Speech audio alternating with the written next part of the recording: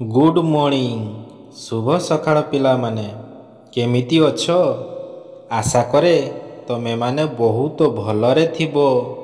प्रत्येक दिन पाठ पढ़ुथिबो, विद्यालय को जाउथिबो एवं मोर वीडियो गुड़िक सबुदिन देखुथिबो।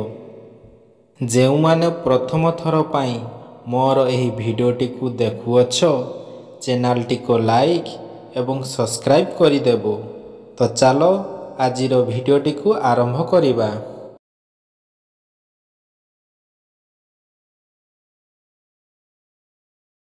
पाठ 2 कोणर विभागीकरण करिबा। कार्य फर्द 1। प्रश्न 1। निम्नरे दिया जाइथिबा कोण मानकर बाहुमानक नाम और शीर्षबिंदुर नाम लेख। कोण बाहुमानकर नाम, शीर्षबिंदुर नाम। प्रथम चित्र रे बाहुमानकर नाम हेउछि क ख ख ग बाहु, शीर्षबिंदुर नाम हेउछि ख। सेमिति द्वितीय चित्र रे बाहुमानकर नाम च छ छ ज, शीर्षबिंदुर नाम छ।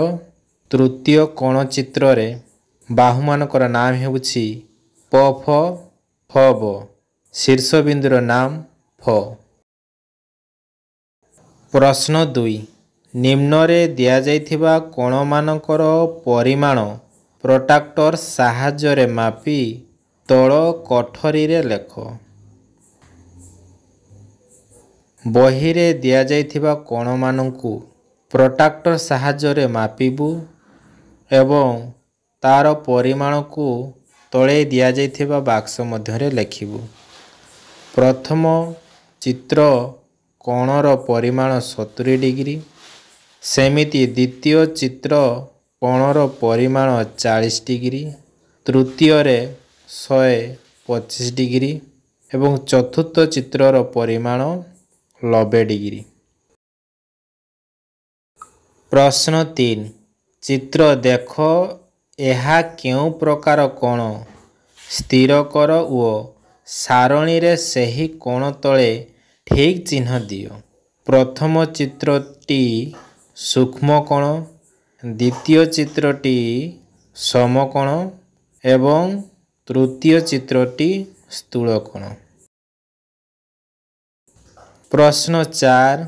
चित्र देखी सेथिरे थिबा कोण गुड़िकर संख्या लेख।